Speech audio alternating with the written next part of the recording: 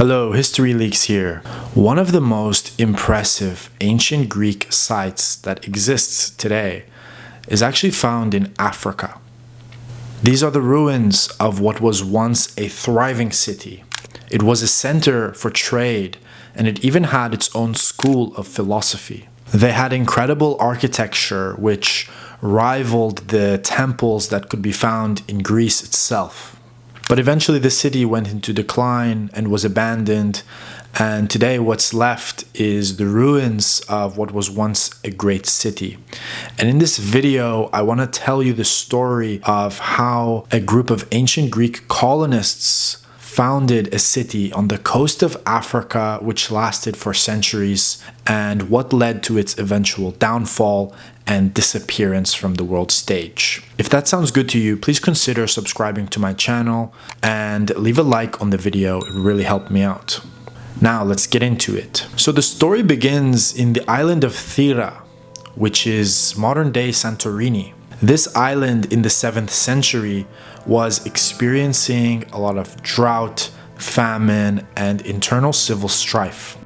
The leaders of the island had decided they needed to send out an expedition to look for new land. Their tiny island didn't have enough resources, water, and food to support their growing population, and they decided they needed to find new land to settle and colonize. This wasn't uncommon in the Greek world. The leaders of the island actually formed a conscription for the citizens. So if you were a citizen of Thera, you were forced to go. If you were unwilling to go, there was a death penalty. But there was an escape clause. If after 5 years the new settlement failed, the settlers were permitted to return to their island and would be given their citizenship back. There's also some mysticism in the story which says that the Oracle of Delphi actually advised the leaders of Thera to found a new settlement in the faraway land of Libya. Herodotus, the ancient Greek historian, tells us that for 7 years they ignored this advice. And during that time, not a single drop of rain fell in the island of Thera. He also says that all of the trees in the island died except for one. The legend goes that after this, the people of the island of Thera listened to the oracle's advice and finally went on their mission to set up a new colony. The leader of the expedition was known as Battus, and after a long and difficult journey, they finally arrived at the northern coast of Africa, where they found a lush and fertile spot right by the sea, which was perfect for them to set up their new colony. There were, of course, already native people living in the area. The local Libyan tribes, also known as the Berbers. Berber is the term that the Greeks and Romans use for these people, as it derives from the Greek word for barbarian or foreigner. But Battus was smart, and he didn't seek a conflict with these people. He actually learned their ways and respected their culture and traditions, and he formed an alliance with them, and they ended up helping these Greek colonists to find the best spot to build their new city, which became known as Cyrene, or in Greek, Cyrene. Cyrene was something special from the start. The land was incredibly fertile, so the settlers began to plant olive trees, vineyards, and crops like wheat and barley. The city quickly grew into a hub for trade, attracting merchants from all over the Mediterranean, from Carthage, Greece, Egypt, you name it. But interestingly, the real reason for Cyrene's economic boom, and what really made it stand out from other places in the Mediterranean, was for its special medicinal plant that it grew. This plant was known as silphium, and it only grew there.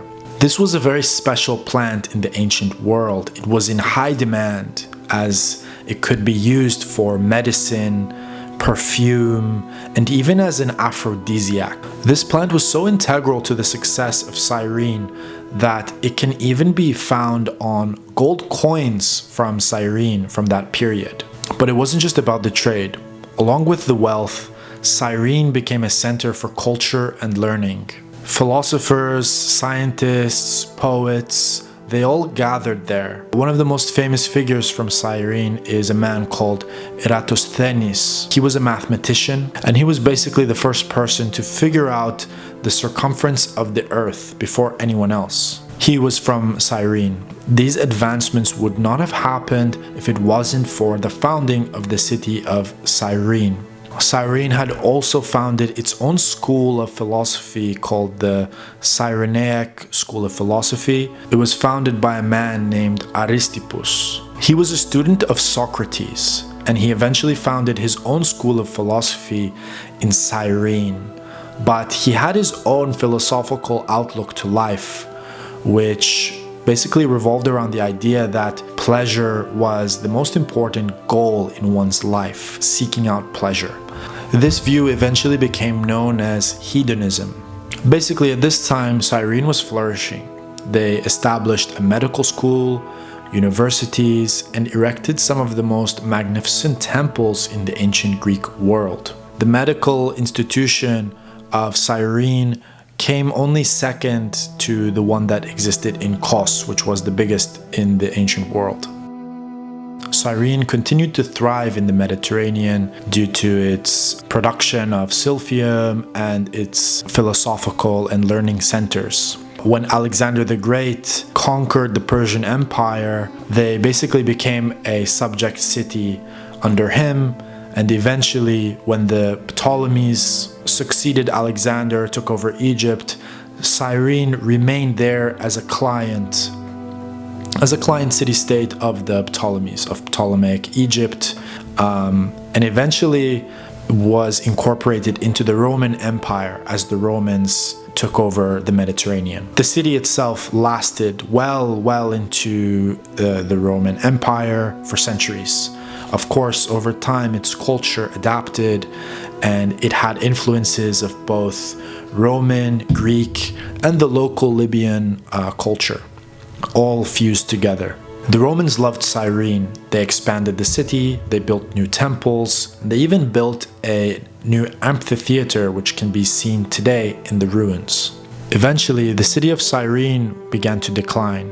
It was losing money due to its overproduction of its prized plant, silphium. Once they couldn't produce silphium anymore, it didn't have any way to distinguish itself in the market, and they began to lose a lot of money, along with earthquakes, invasions, and climate changes. All of these things affected the city, which was eventually abandoned completely in the 7th century BC. Today, the ancient city is completely abandoned, and you can still see the ruins if you visit the modern-day country of Libya.